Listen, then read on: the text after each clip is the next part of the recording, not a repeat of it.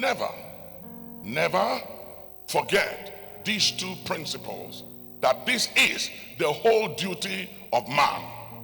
That you and I was born and given life and talents, skills, privileges, resources, access for whatever we are in life, whether it is innovation or you are an inventor, whoever you are a steward of what you have and you are. We are stewards of everything, ladies and gentlemen, and possessors of nothing. You don't have anything. The Bible said, what have you that you did not receive? And why then do you act as if you did not receive it? Then the Bible said, it is not him that willeth, nor him that runs, but God that showeth mercy. So it's not about being intelligent. It's not about being smart. It's God that showeth mercy. The Bible said, who maketh thee to differ from another? Put your hands together and give God praise. If you can appreciate the fact that you are nothing, but you are who you are, like the Apostle Paul said. He said, I am of the tribe of Benjamin. He said, I studied at the feet of Gamaliel. I'm very educated. I'm an attorney. I'm a lawyer.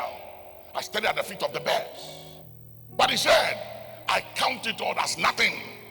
But I am who I am by the grace of God.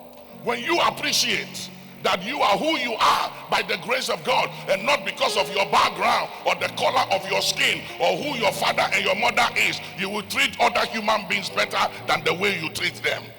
But if you take credit for who you are, then you will despise men and you will not have regards for man.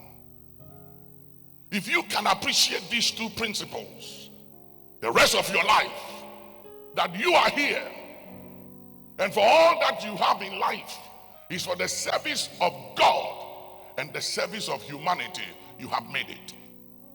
Your approach towards life and what you do with life, your perception, because your perception determines what you think, and what you think determines your decisions, and your decisions determines the outcomes and the circumstances of life.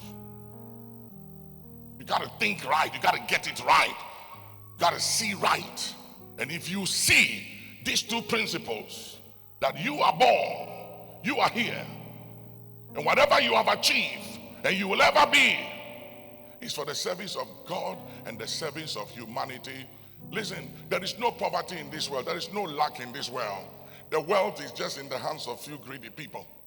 And thank God the Warren Buffetts and many others have come together and made a vow to give 50% of their wealth to the cause of humanity.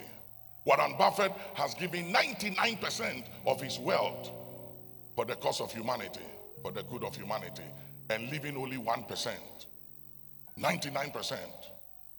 And 200 billionaires have come together to give over 50% of their wealth to the good of humanity. That is what life is all about. Some of these people may not know God. Some of these people may have no understanding of the person of Christ, but they understand the principles of Christ. And we that have understanding and relationship with the person of Christ, are we practicing the principles of Christ? You don't have to know the person of Christ to do well and to prosper. If you work his principles without even knowing him, the principles can empower you to succeed. It's like if you put a seed on the ground, and a sinner and a wicked person and one who doesn't believe in God plants his or her seed. When it rains, the rain will fall on everyone's seed. The sun appears on the good and on the bad and on the ugly. The moon at night, it appears for the good, the bad, and the ugly. When it rains, it falls on the land of the good, the bad, and the ugly. God is a God of principle. So you might not believe in God, but if you work his principles, it will work for you.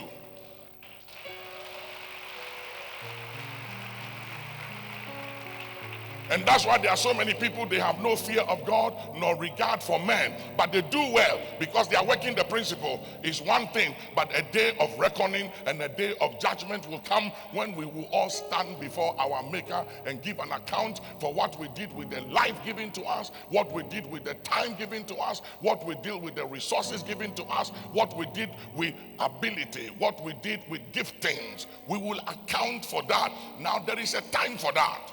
It may not be now, and it doesn't matter how long it takes. Every one of us here in the next 50 years, except our children, will all die. The next 50 years will all be out of here. And when we leave this flesh and we step out of time into eternity, when everything comes to an end, when reason does not work, when philosophy and logic does not work, when wealth and access and influence and relevance does not work, and we all stand before our Maker, that is where you will realize that to everything there is time. And the earlier you make this decision and come to this realization that God is wiser than you, the better life becomes for you, and you will live a better life and end well. Put your hands together and give God praise.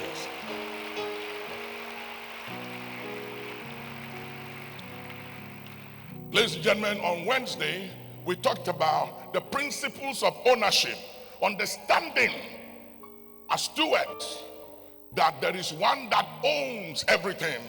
And he said, the heavens of the heavens are mine, said the Lord. Then we established, he said, the cattle on 1,000 hills are mine. Then he said, the silver and the gold are mine. And you got to be careful when you are blessed with silver and with gold. It's not for you and it's not for your immediate family. It is for the service of God. It is for the benefit of humanity.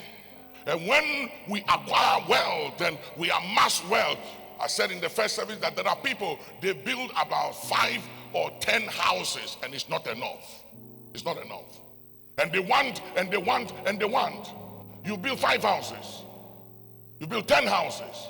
You have fuel investment here and there. Why don't you use the rest of your life and what comes into your hands for the service of God and humanity? Why can't we reach out to our community, to our people? There is no lack on the planet Earth. There is more than enough. God put more than enough on this earth for the benefit of all. Everybody on this earth can become a millionaire if we will share and stop being selfish and greedy. But the greatest sin of humanity is selfishness. And selfishness is the womb of all sin. Me, me, me. And I said it at the first service. So many people think that one of the causes of divorce is only adultery. It's not true. Selfishness, greed, self-centeredness, and insecurity. If you're an insecure person, don't marry. I'm just telling you. Because if you're an insecure man, every woman that greets your wife is a potential lover. And if you're an insecure woman, say, if you are a person that is not secure in yourself, do not marry. And especially if the woman or the man you are going to marry is popular or is very gifted, don't marry them because you're going to have problems. You're going to suspect them about everything. Who did you talk to? Who was she? What was she wearing? How long did you talk to her? Why did you spend all this time talking to her? And who is he? And there will always be frictions between you because you are not secure in yourself. There are men who restrict their wife from becoming great. They put restrictions and limitations on their wife. They won't let their wife work. They won't let their wife go anywhere. They police their wives everywhere because they are not sure. And it's not because their wives are not faithful or their husbands are not faithful. It is them. They are insecure. And therefore, they have to police the movement of their partner. And if you are selfish, don't marry. Because marriage is never about you. It's never about you. It's about another. It's about another. For you to succeed in marriage, you have to be selfless. And this selfishness, greed, where enough is never enough. Young man came to see me some few years ago. He had 70 businesses in this country, 70 businesses. And I said to him, what are you doing with all of this? And I asked him, what do you want money for? And when he started talking to me about the reason why he's amassing wealth, making all this money, there was nothing about the service of God or man. It was all about him. And I told him that you are a disappointment. And I said, people like you don't live long. They die prematurely. Because you take shortcuts, and every shortcut will cut you short.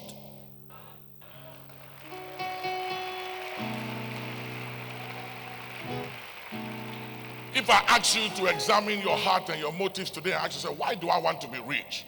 Why do I want to be big? Why do I want to be successful? Why do I want to be relevant? Why do I want to have money? You got to examine your motives, because you see, God does not judge our action. He judges our motives, because actions are product of motives. What is driving you? What is fueling your vehicle? You got to check it, because if your motives are wrong, whatever you build is a matter of time. It will fall apart. If your motive and reason for marrying is wrong, that marriage will not work. If you married a woman because she's very slim, and she's very wonderfully made, different from fearfully made, the time when she begins to become fearfully made, because as time goes on, women melt and men also melt. We melt. When I started 40 years ago, I had the bushy hair. Today, sometimes when I'm preaching and I look back, I see I'm melting. No matter what you do, you can't reverse aging. It is what it is. And if your motive and reason for marrying a woman is because she looks a particular way, when she starts making babies and changing, the reason for the marriage is over. If you marry because you want a baby, she starts making baby, that is it. If you marry a man because he's popular, he has money, anytime scandal hits the man, your marriage has ended. Because you married him for popularity and for fame, not for love and not for purpose. We have to check motives. And the only thing that can change the course of our generation, yours and mine, is the understanding and illumination that we, all of us, are stewards of everything and possessors of nothing. When you have that understanding, you will live differently. You will live a humble life. You will touch people. You will impact people. You care about people. You think about the well-being of others, not just you and your immediate family. When are you going to draw the line to say that I've made enough for myself and my kids? Let me now use the rest of my life to make wealth, create wealth, make money for the service of God and humanity, and not keep on amassing. Is a form of selfishness and greed, and God is not pleased with that kind of attitude, because it is not a true sign of a steward. A steward is a trustee. You hold in trust things that are given to you. Somebody gave me a car the other day, and they drove it down here, and they said, we need to know in what name do we register. I said, register in the name of the church. So the guy came to see me, and he said, oh, I'm told you want it registered in the name of your church. As a matter of fact, he's here. And I said, yes, I want it in the name of the church and not in my personal name. And I said, it is a principle. It's something I do personally to strip myself of things. Even though I need them, I don't want to walk around with the feeling that I have this, I have this, I have this, I have this. Because the life of man does not consist by the abundance of things that he possesses.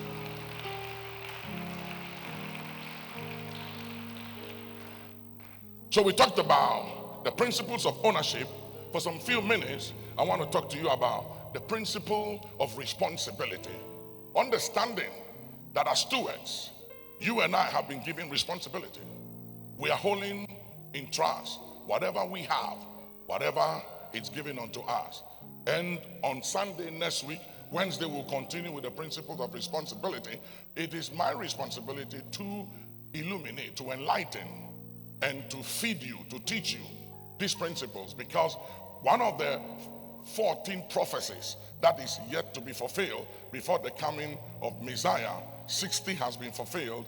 And apart from the head office, the capital moving from Tel Aviv to Jerusalem, and the rebuilding of the temple, one of the prophecies that must be fulfilled before the coming of Messiah is the wealth of the wicked moving from the hands of the wicked into the hands of the righteous. Now, if we do not appreciate and understand the purpose of wealth coming into our hands, we will destroy ourselves and one another, because ignorance of purpose results into abuse. And we cannot be ignorant. Bible says my people are destroyed for the lack of knowledge. And so we want to talk for some few minutes about the responsibility, the principles of responsibility. Because if we can get it, Christians or non-Christians, Africans or non-Africans, it doesn't matter where we are upon the face of principle is principle. They are product of sound doctrines, and they are eternal, and they work irrespective of the color of your skin or your culture. Somebody say, I hear you. Now come with me, the principles of responsibility. Genesis 2:15. Genesis 2:15. And the Lord God took the man and put him into the Garden of Eden to dress it and to keep it. That was God's sovereign act. God's sovereign act. He took the man, put him in the garden, and said, I've given you the responsibility to protect the garden and to keep it, dress it, improve on it, keep it. But you answer to me, it is not yours. You are holding it in trust. And man failed. We failed because we did not appreciate the fact that we were stewards. And that was the beginning of the fall of man. That thing called selfishness also make you independent of God. It's another sin of man, independent of God. I don't need God. I'm self-made. I can do it on my own. You just can't, because man is spirit, soul, and body. And anytime you take fish out of water, it's just a matter of time. It dies because it needs that environment of water to exist. So you pull it out of water, it dies. Whenever you cut a branch off a tree, it's just a process of time, and the branch will wither because it needs its source to survive. Man was made in the image of God. And it doesn't matter what your philosophy and your logic is, ladies and gentlemen, we didn't come from chimpanzee or monkeys. Man is a spirit. I'm made in the image of God and in the likeness of Elohim. I have a soul. I have a spirit. I live in a body. I am not an offspring of a monkey or a chimpanzee. I'm an offspring of God. I'm an express image of the living God. Put your hands together and say yes. In Genesis 39, the 4th to the 5th verse, looking at the story of Joseph, a Hebrew young man that was sold into slavery by his own siblings because he was not wise in handling God's plan for his life. Sometimes we don't handle or manage wisely the things that God has prepared for us. And sometimes we don't even know who to talk to and who not to talk to. Joseph thought that he was speaking to his own brethren, and he went and told them his dream and the meaning of the dream. And the Bible said that they hated him because of his dream. And then he had another dream and went back again and told them his dream. And the Bible said they hated him yet the more. You have to be careful about who you share your dreams with. Not everybody is happy for you when you succeed. Not everybody likes you. Not everybody is happy for your dreams. There are dream stealers and there are dream killers in this life. So you have to be careful who you tell your dreams and your visions in life. Genesis 39, the 4th to the 6th verse. And Joseph found grace in his sight, and he served him. And he made him overseer over his house, and all that he had. And all that he had he put into his hand. And it came to pass from the time that he had made him overseer in his house, and over all that he had, that the Lord blessed the Egyptian's house for Joseph's sake. And the blessing of the Lord was upon all that he had in the house and in the field. And he left all that he had in Joseph's hand, and he knew not aught he had, save the bread which he did eat. And Joseph was a goodly person and well favored. You see, so Joseph became an overseer over all the wealth of Potiphar, a 5-star general in Pharaoh's army in those days. And yet, the Bible said that Potiphar did not even have an idea of what he had. Joseph had charge of his treasury and of everything he had. And yet, he managed it wisely, knowing that he was a steward, it wasn't his. If you and I can appreciate the fact that whatever we have in life is not ours, that we are stewards of it, and that we are holding it in trust, and it's for God and the good of humanity, it will change all of our lives. You know, something that moved me, as I keep saying it every now and then, when Nelson Mandela, after staying in prison for over 20-something years, and he was told by apartheid to go home and spend time with his wife and grandkids and family, he said, if this freedom of mine, if my release does not set the people free of whom I have suffered over these 20 years in prison, and that they will still remain in bondage and in captivity, then I don't want this freedom. I will remain in prison until the day I see the freedom of my people from the rule of apartheid. And I think that if it was you and I, we would have jumped and received it and thanked them and saluted them for setting us free. But to Nelson Mandela, that was not freedom, because he had sacrificed his freedom. He has sacrificed his freedom to negotiate and to bargain the freedom of others. A very wealthy man came to visit him, and when the guy came, he parked his car, and Nelson Mandela came out and welcomed the man and took him in and asked him, did you come alone? He said, yes, alone. So they went in, they sat down, they talked. When it was time for dinner, he walked out. He excused himself, went outside, and invited the man's driver to join them to eat. That spoke volumes to me. What does that mean? To the CEO, his driver was a non-entity. But to Nelson Mandela, his driver was somebody.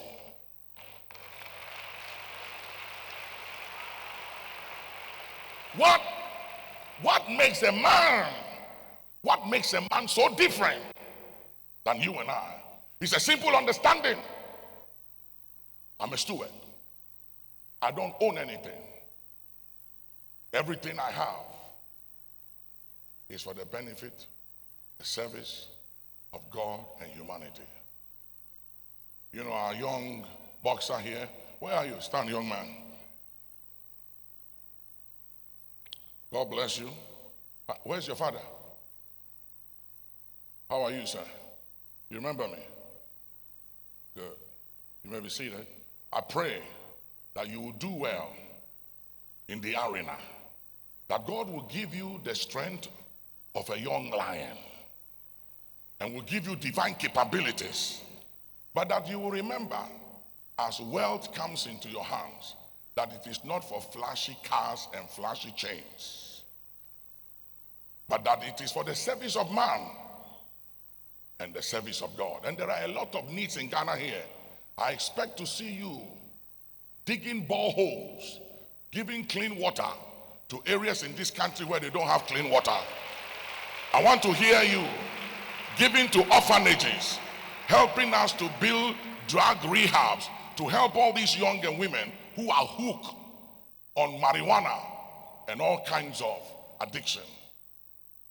Let your strength Let the capacity you have, let that fighting spirit in you take you far for the benefit of the service of God and man.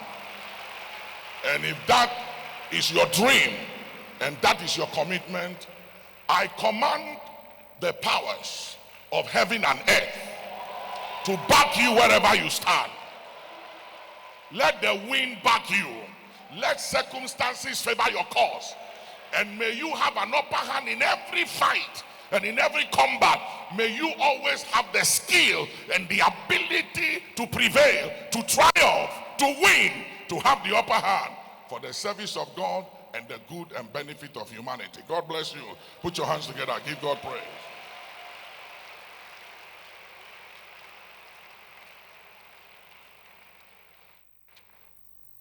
Genesis 43 and 16. I want to show you something. Genesis 43 and 16. And when Joseph saw Benjamin with them, he said to the ruler of his house, bring these men home and slay and make ready, for these men shall dine with me at noon. These were the men, his own siblings, who betrayed him, sold him into slavery. There was an attempted assassination on the life of Joseph. They wanted to kill him. And one of his brothers pleaded and said, let us not kill him. Let's cast him into the pit. Let him die a natural death. Let us not share his blood. He was cast into the pit. And somehow he was rescued by these guys who were in business of selling human beings. And he was sold into slavery. He was tortured, separated from his land, from his father, and those he loved the most. He was ostracized. As long as they were concerned he was dead, the father mourned him for years and concluded that his son Joseph was dead and did not exist, and yet he was alive. And when he saw them, he was the second in command of the entire land of Egypt. He was so powerful that he was even made the father of the Pharaoh of Egypt. He had the ear of the king. Anything worked for him. He made laws and decreed. And yet, he was not bitter. He did not hold what was done to him against them. He did not allow his past to make him bitter.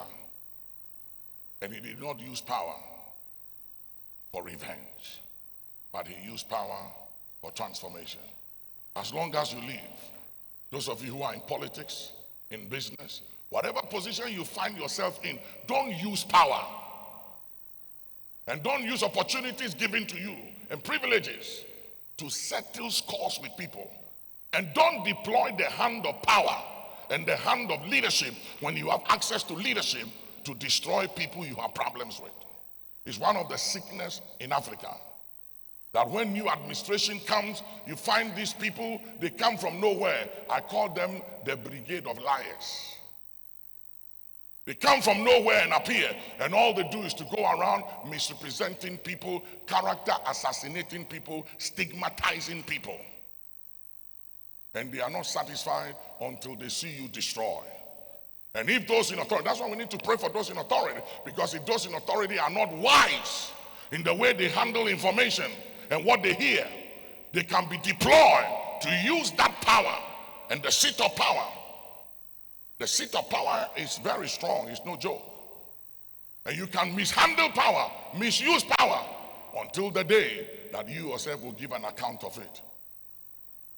I'm in authority in a small way, in my own small way, and I see people always try to exploit me and to use me to settle scores with others.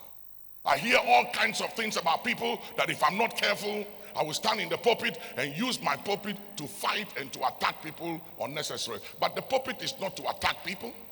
The pulpit is not to destroy people. The pulpit is to lift up the souls of people.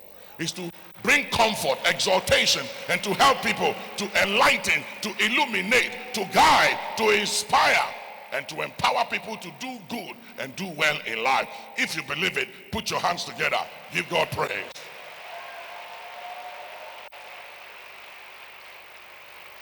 Matthew 25, the 14th to the 18th verse, look at again responsibility. How it comes. Responsibility. Turn to somebody and say, you are a steward of everything and a possessor of nothing. Tell two people, you don't have anything. Tell somebody what you think you have is not yours. You are holding it in trust. Yeah. I didn't ask you to clap. You decided to clap. So clap with a shout of the King in the house.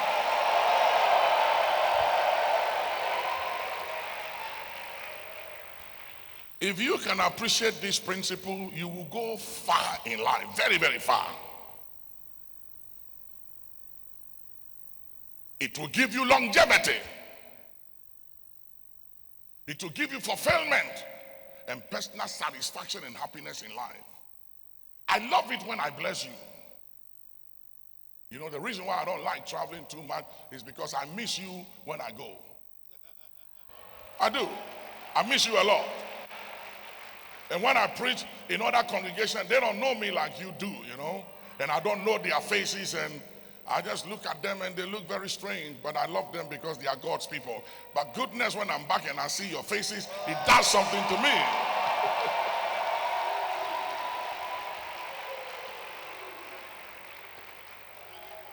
And it's because I will be held responsible for you. I'm not responsible for every church in this world. And I am not responsible for every nation in the world or in Africa. But I am responsible for you, and I am responsible for my nation.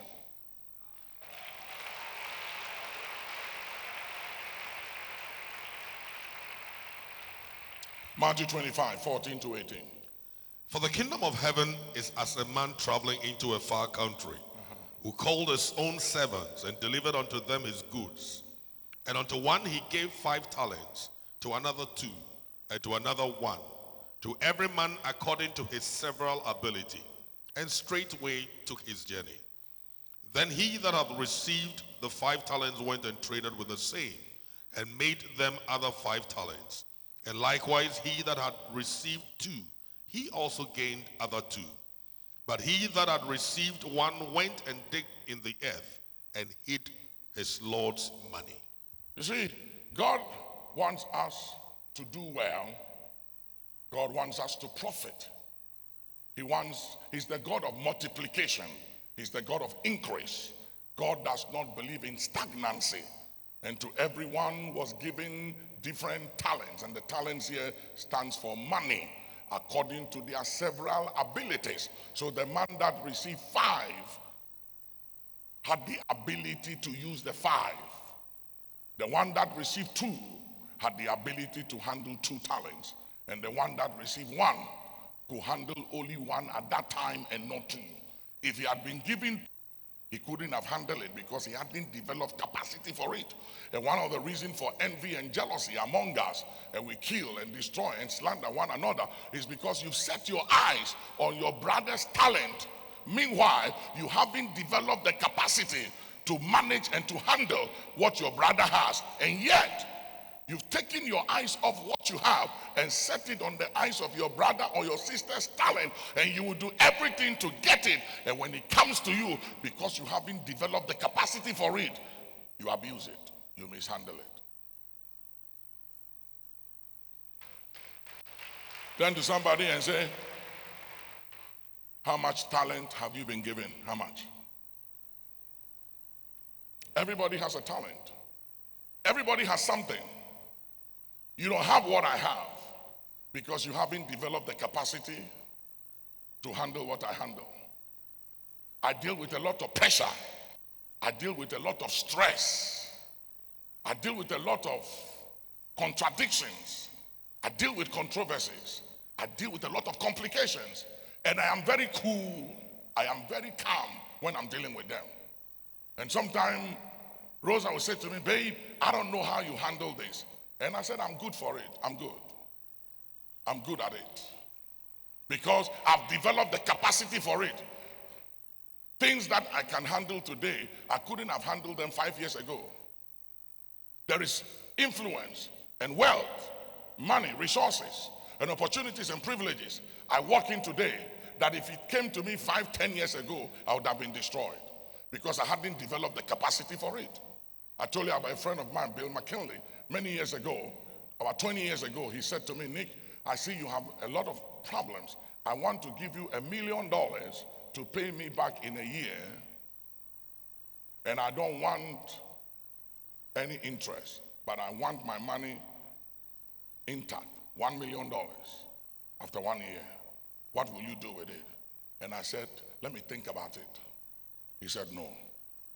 If you are now going to think about it, then the money is going to determine your direction. So I'm not giving it to you. So he gave me $100,000 as a gift, but he didn't give me the $1 million. And I learned a lesson from that day. Right now, I have projects up to $100 million. If you make the mistake and you ask me what I'll do with money, I'll give you a project right now. You know, and I know that everybody wants to be a millionaire and a billionaire. You want to be big. Everybody wants to be big. It's good to be big, but you got to understand, are you ready? Have you developed capacity for what you're asking God for? And will it help you or destroy you?